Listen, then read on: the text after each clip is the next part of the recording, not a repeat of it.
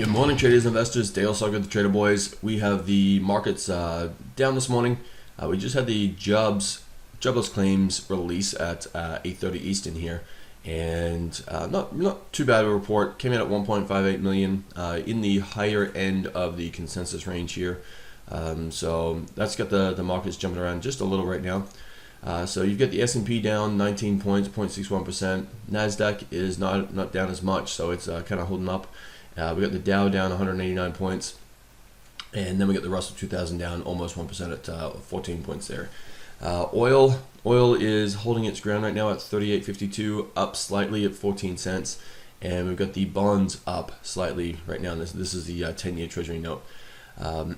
Big names mixed. Big names in the Nasdaq here are slightly mixed, and the coronavirus plays are some pressure on the downside right now. So let's take a quick look at the charts here. On the S&P, we had the triangle formation here drawn in yesterday morning. It did break to the downside, hit this tiny little level of demand here, came back to retest, and this is the overnight session, and it's come down. So there is a little demand here, not a lot of faith, not a lot of strength in this one, but it is working with the Russell 2000 here. Russell 2000, triangle formation, beautiful break to the downside. This is a great trade into this little demand level here, right? And you get the lower trend line just below us here, and we're hitting that lower trend line now. So we could get reversal off this lower trend line, and with all the markets working together, we can get a move to the upside here. There's still a lot of overhead supply that we've got to get through. So a little bit of a mixed market. The Nasdaq, okay, Nasdaq didn't have the triangle formation on it. It is in a level of demand right now, and also we've got this upper trend line that we broke through, and this is in the overnight session. We base, we broke to the outside, and we've come back. So this trend line is working as a support level, and we're in that demand level. So we may see a rise off of this little area here. Now you've got this overhead supply, so we're at 99.50 right now, and we're looking to come up into this 10,100 area, in that area right there. So we've got potential for the upside move. Now we could also break to the downside here and look for little demand levels lower than us. So it's going to be interesting to see which way the market plays out. Right now we are bullish on the markets, and that's what the charts are telling us. You know, if we start to break through these areas and sellers take control of the markets, right, we got to change the game. So here's Apple. Apple, big move up yesterday. Here is the 10-year bonds. Right now, the bond markets, like I said yesterday, are the most important market to watch right now on the longer term basis. So we're on the daily time frame here of the 10-year Treasury note, right? 10-year Treasury note, and we've come up. We hit the supply a couple of days ago, and we traded down just a little. Now we're coming back here for a retest.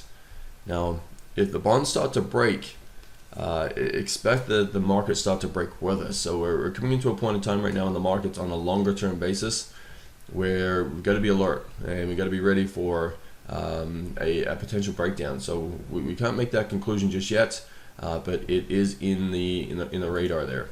All right, here's gold doing exactly what we said it was going to do, down to this demand level, right, back to our supply level, and it is continuing to be range bound until the market tells us otherwise.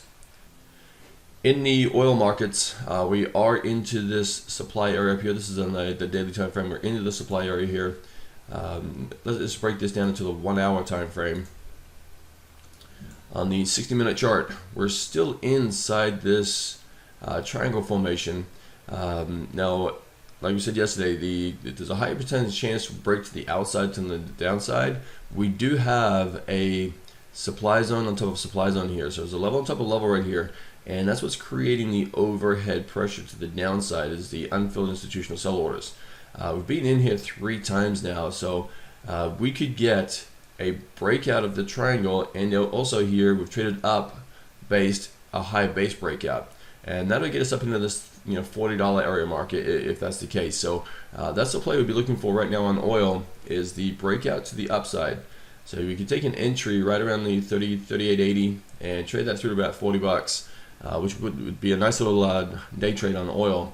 Now, if that takes place, Exxon is down here at its lower trend line, And all it's doing is it's come down. We've got the entry here, coming back for a little retracement, and that can give us now spring lotus going north on XM there. So on a swing trade there on XM. So that's your kind of updates there. Coming into your big Nasdaq names, here's Amazon. Nothing to really report on Amazon. We're coming into some overhead supply here.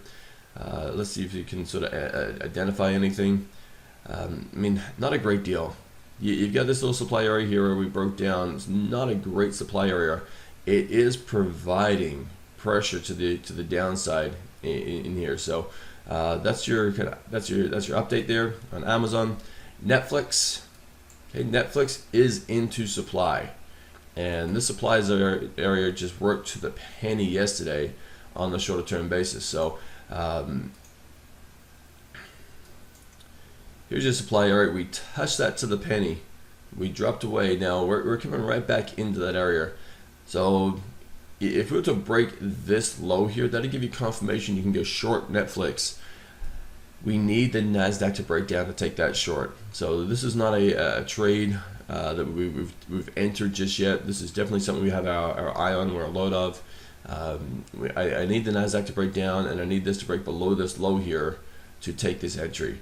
If the Nasdaq was showing greater weakness right now, which it's not, it's actually showing a lot of strength, then we would have been short right off the supply zone here. So that's Netflix. Here's Facebook. Facebook move up, gapped up yesterday, and just range bound. And the last one here is Microsoft. Microsoft has made a tremendous move here. Entry at 185, traded all the way to 195 yesterday. So keep an eye on Microsoft. If the Nasdaq moves up, we're going to have Microsoft at new all-time highs. So there's going to be some overhead selling pressure right in here, as there will be supply there. So you stick with the trade plan on Microsoft here. Your stop loss should be below that candle's low, right? And you've got a great profit and also massive upside potential on this. So a little higher here, 197 is where you want to take some profit if you haven't taken any yet. If you're in this trade, have a great day. Dale Slugger, the Trader Boys. We'll talk to you tomorrow.